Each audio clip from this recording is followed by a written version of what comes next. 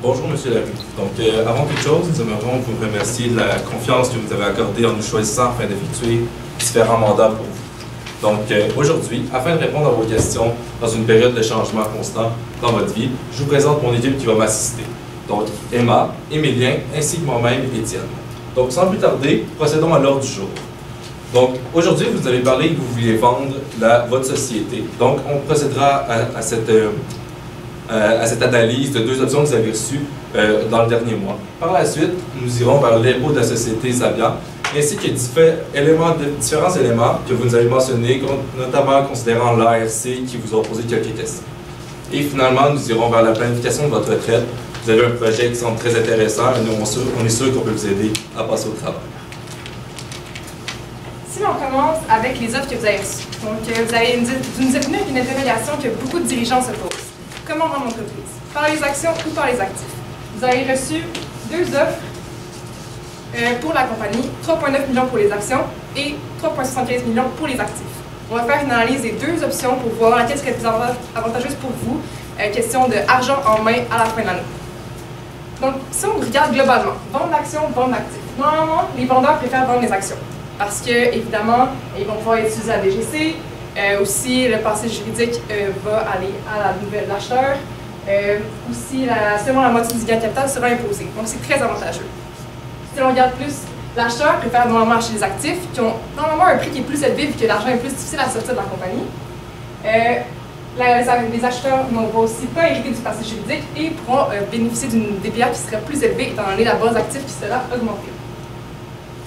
Donc, commençons avec la vente d'actions. 3,9 millions pour vos actions que CGA vous offre. Donc, principe de base de la vente d'actions. Donc, dès qu'il y aura vente d'actions, il y aura une acquisition de contrôle. Il y aura en effet une acquisition de contrôle car l'acheteur va posséder plus que 50% des actions. L'acheteur n'est pas lié au vendeur ni à la société et n'est pas une succession. Donc, il y aura acquisition de contrôle.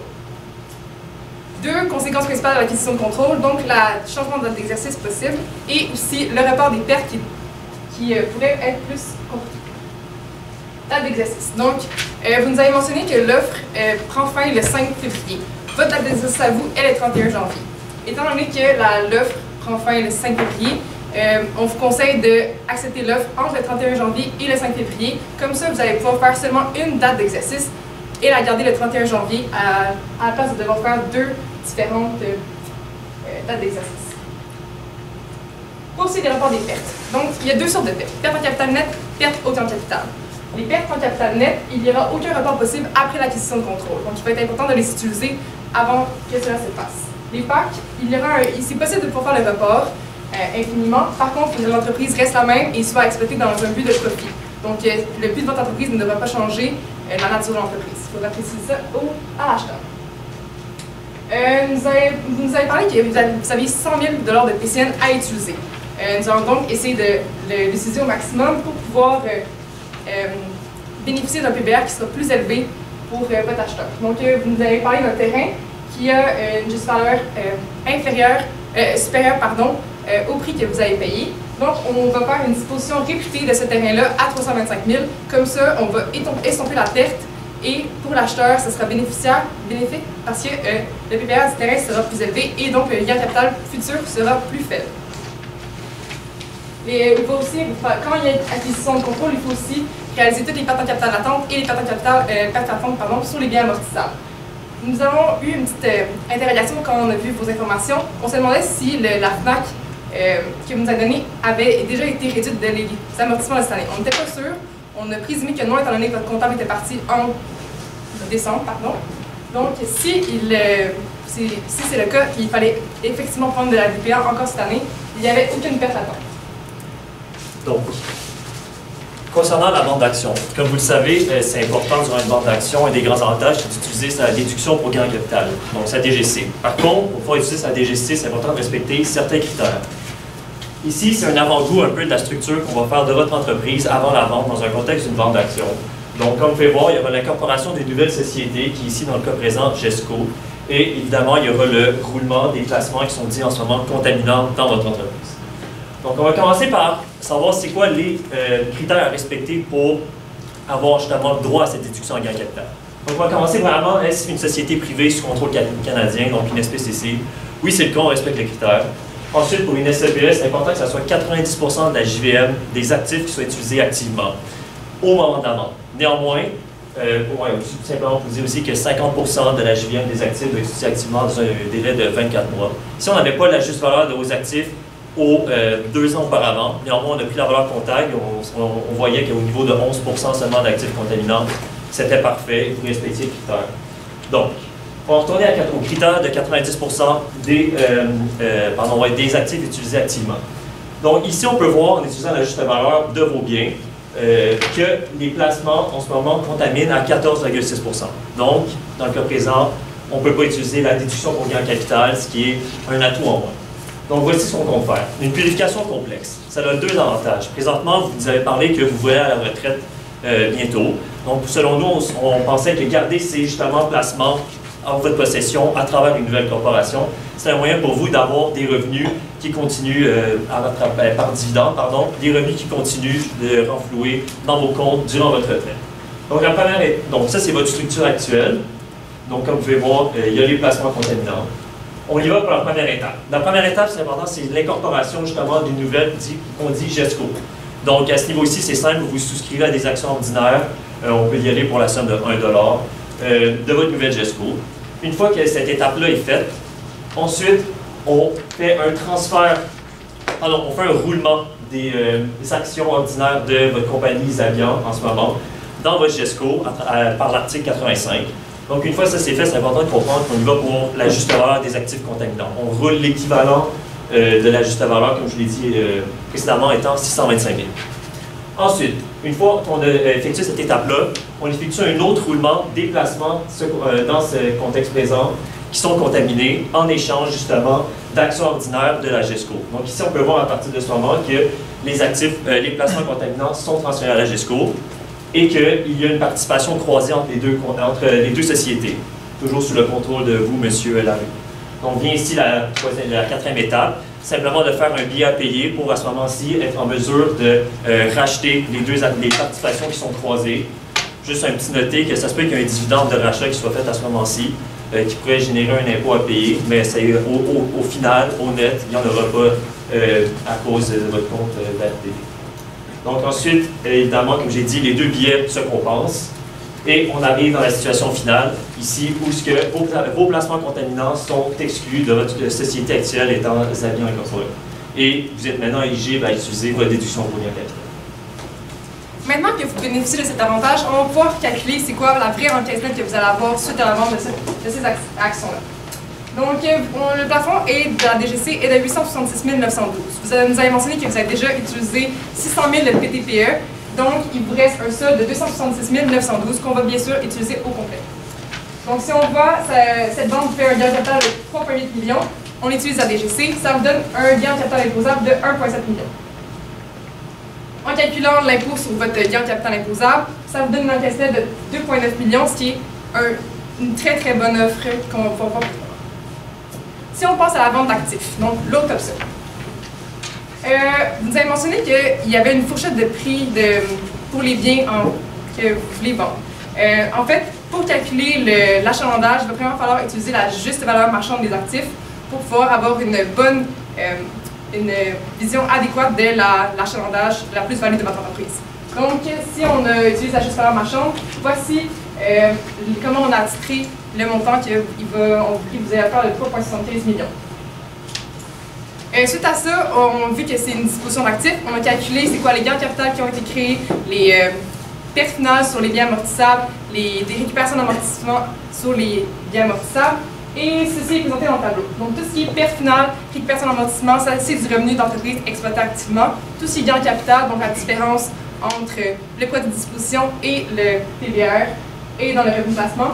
Ceci engendre aussi une augmentation de votre compte de dividendes en capital, ce qui pourra vous permettre de verser des dividendes en capital qui seront non imposables. On va voir ça plus tard. Ceci engendre aussi une fraction de l'impôt qui va être remboursable, qui est calculée dans la dernière colonne ici. Donc, on va voir si on peut faire avec cela. L'impôt à payer suite à cela. Donc, l'impôt à payer a été calculé sur le revenu de l'entreprise exploitée activement ainsi que le revenu de placement.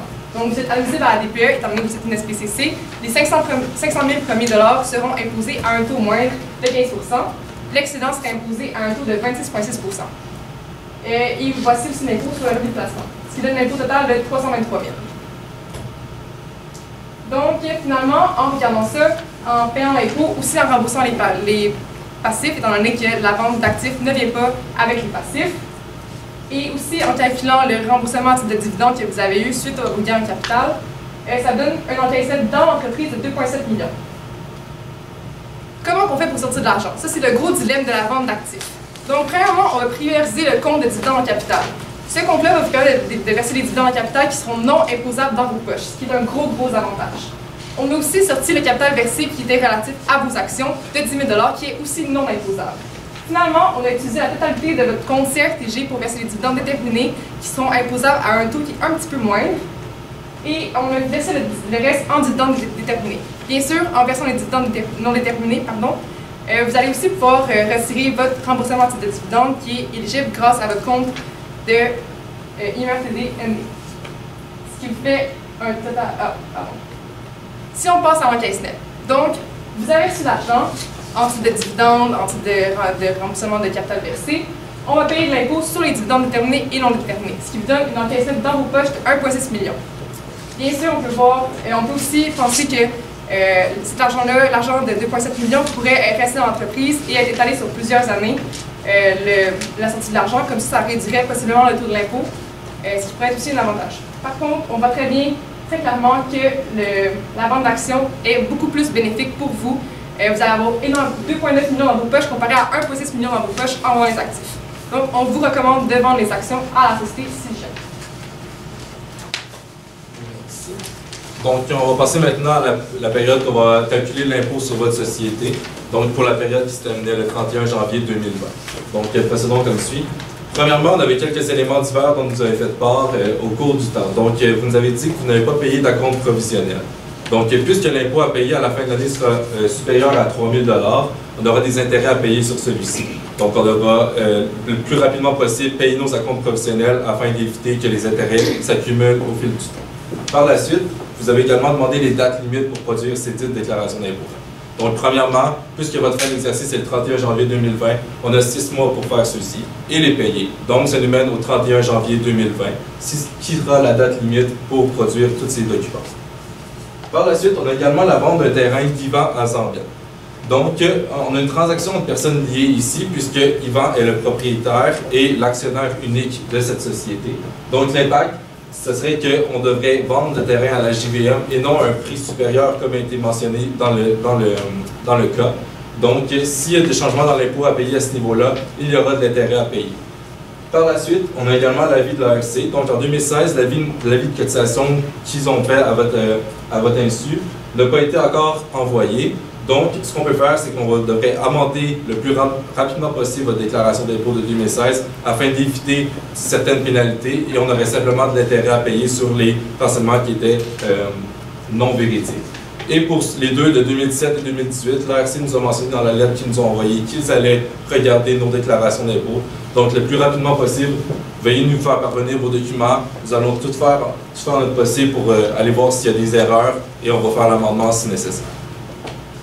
Donc, et finalement, il y avait également un boni qui était versé, un boni de 100 000 $. La règle générale est que 180 jours après la fin de l'exercice, si on verse le boni dans cette période, le boni pourra être déductible pour l'entreprise.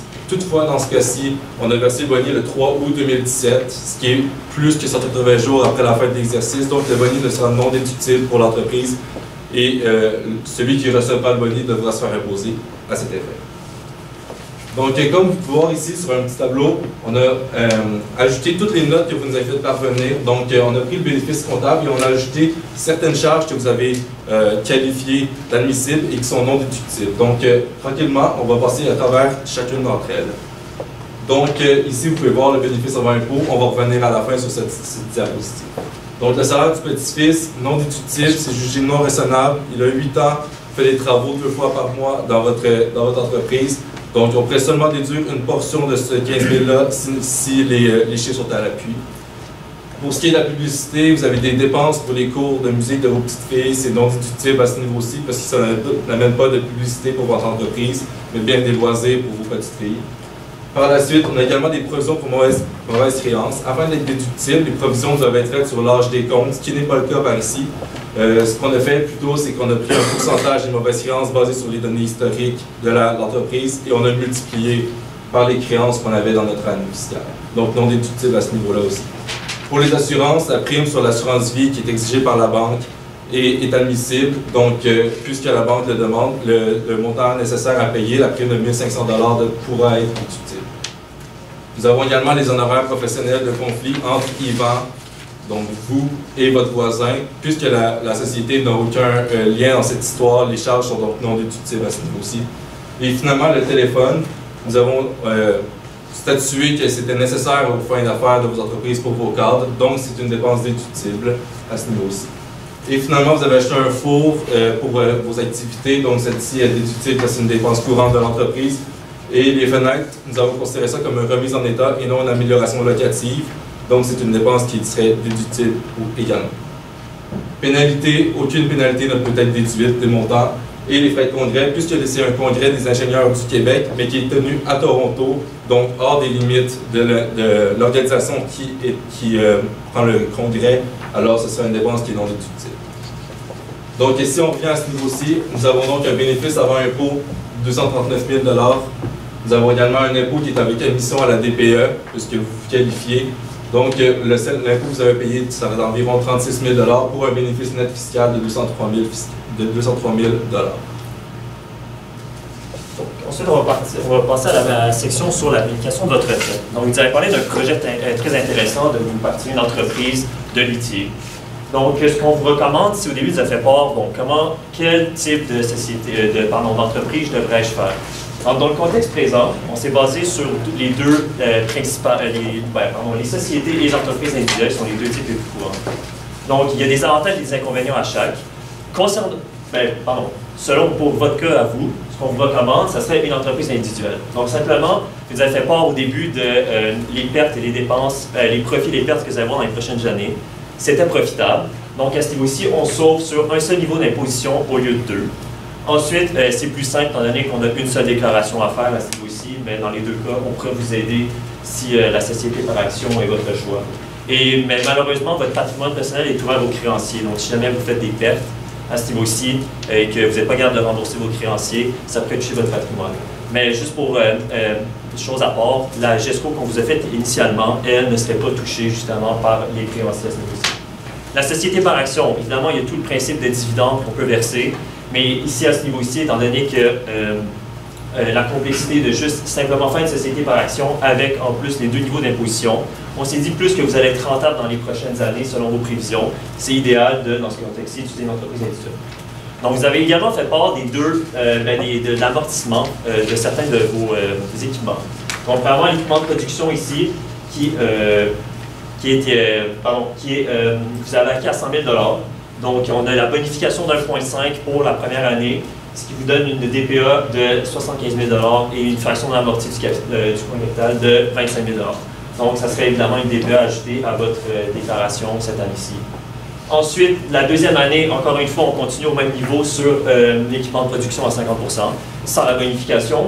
Et l'équipement de bureau qu'on a mis dans la catégorie 8, qui est une catégorie qu'on dit un peu fourre-tout, parce qu'on met tout ce qui est mobilier et évidemment équipement de bureau. Donc, encore une fois, avec la bonification de 1,5, ça vous donne une DPA totale considérant les deux de 15 500. Et finalement, oui, la troisième année, donc encore une fois, vous avez l'équipement de production et l'équipement de bureau pour une troisième année, l'impact total étant de 7 650. Donc ça va être juste un petit aperçu de à quoi que ça va ressembler pour votre entreprise les 3 premières années. Donc évidemment, la première année, dépendamment, étant donné que ça serait une entreprise individuelle et que ça va dans votre déclaration personnelle, il y aurait une perte d'entreprise enregistrée à ce niveau-ci et dépendamment de vos autres sources de revenus, potentiellement une perte au temps de capital qui serait reportable. Ensuite, la deuxième année et la troisième année, vous êtes profitable, donc il y aura un début d'impôt à payer. Et comme on peut voir ici, l'impact fiscal, selon dans votre déclaration, serait de l'ordre de 19 000, 20 000 environ et 25 000 $. Et voilà, ça c'est juste un petit appel de bien cotiser à vos REER pour votre retraite. Donc, en conclusion, si on fait un récapitulatif, donc on a 7 blocs d'achat d'actions.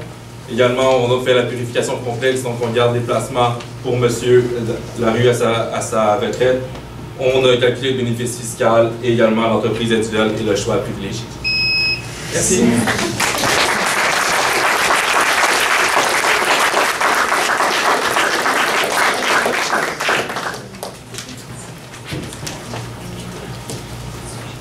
Moi, j'aimerais ça qu'on joue sur la table de fin d'exercice suite à la vente des actions et des actifs pour les années. Pourquoi il faudrait choisir entre le 31 janvier et le 5 février? Pourquoi la transaction faudrait qu'elle se fasse là?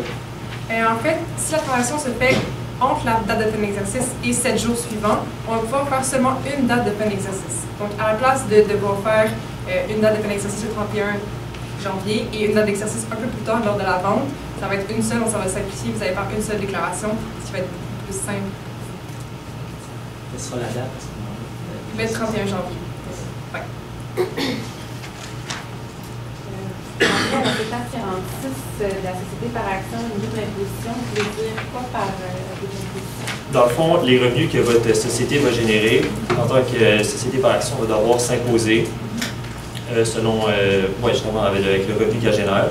Et une fois que ces fonds-là seront sortis, soit, évidemment, il y aurait la possibilité d'avoir un compte de dividendes en capital et autres, mais dans votre contexte, ça serait probablement un salaire qu'il y aurait ou des dividendes qui seraient aussi imposés. Donc, lorsqu'on aurait le versement de cet argent-là vers votre compte personnel, ça serait un revenu pour vous, encore une fois, imposé au taux progressif selon les autres revenus de la vie.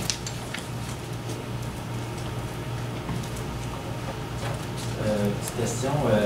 Dans les éléments divers, vous avez parlé, lorsque Yvan vend son terrain c'est plutôt Zarian qui vend le terrain maintenant, et elle le vend plus cher que la juste valeur marchande. Donc vous avez dit, il y a une transaction de personnier, ça doit se faire à la juste valeur marchande. Je comprends que le temps est. Mais là, vous avez un petit peu plus de temps. Peux-tu élaborer juste un petit peu plus sur les conséquences fiscales? Oui, en fait, puisqu'on pensait que la vente du terrain, donc, qu'elle allait donner un gain capital à Yvan, nous, ce qu'on s'est dit, c'est qu'on questionnait l'éthique de faire une telle vente, puisque ensuite, Yvan pouvait prendre ce gain en capital-là et appliquer des pertes en capital net qu'il disposait afin de réduire complètement l'impôt à payer à ce niveau-ci. Donc, on s'est dit, c'est beaucoup plus simple et ça respecte beaucoup plus la loi si on y va avec une vente à la JVM dans ce cas-ci. Si la vente est passée, là, à quoi était faite à la JVM, est-ce qu'il y a des conséquences fiscales? Il y a les considérations éthiques, là, puis ça a été vendu plus cher que la JVM. Ça serait quoi les conséquences fiscales? Okay. Ben, dans le fond, ici, évidemment, étant donné que la vente serait faite dans votre entreprise, ça changerait le coût d'acquisition dans ce cas-ci.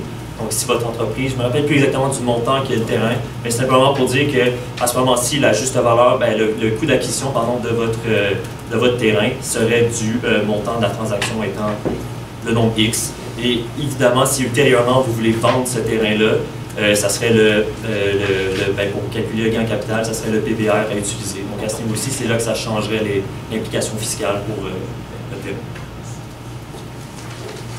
En termes d'administration fiscale, vous avez parlé d'un peu de 6 mois pour la période pour produire sa déclaration. Est-ce qu'il y a d'autres éléments que vous pensez qui pourraient être pertinents à mentionner dans ça? Vous voulez dire l'administration fiscale? Exactement, ça peut être une date de paiement. À ce niveau-ci, également, on sait que pour les particuliers, on a une date, on pourrait avoir une date qui serait de déclarer nos revenus et une date aussi qui serait différente afin de payer cette déclaration d'impôt. Mais pour ce qui est de l'entreprise, on a statué que c'était 6 mois afin de faire notre déclaration de revenus d'impôt et de la payer également. Moi, j'aurais aimé ça de voir pourquoi vous n'avez pas utilisé le 70 000 d'avance dans le calcul des actifs qui étaient contaminants. Dans le contexte ici, on s'est dit, étant donné que c'était une avance qui était faite à l'actionnaire, il y avait une possibilité évidemment de remboursement. On s'est dit, ça a été, étant donné que la transaction a été récente, donc c'est du capital qui est utilisé en ce moment activement dans l'entreprise dans les activités évidemment générales de l'entreprise. Donc on s'est dit à ce niveau-ci que ça serait utilisé justement activement comme l'argent qui a été donné à lui-même. Donc, on l'a juste mis en compte. Mais tout ça pour dire que même l'impact de 70 000 dans le contexte présent, ça ne changerait pratiquement rien lors de la purification. Au niveau des taxes, est-ce que M. Larue devra s'inscrire aux taxes, même si il exerce en tant qu'entreprise individuelle? Par taxe, vous voulez dire... Taxe à la consommation. Donc, remettre les taxes qu'il reçoit. Oui, il devrait justement aussi s'enregistrer comme lui. À la base, si les activités sont commerciales, tout le monde va s'inscrire aux taxes. Ça dépendra du revenu qu'il fait aussi. S'il est assez, s'il fait un revenu qui est assez moins, je ne me rappelle plus du chiffre exact, mais pour une petite entreprise, là, il n'y aura pas à s'inscrire aux taxes. Mais s'il fait en haut de ce revenu-là, il va pouvoir.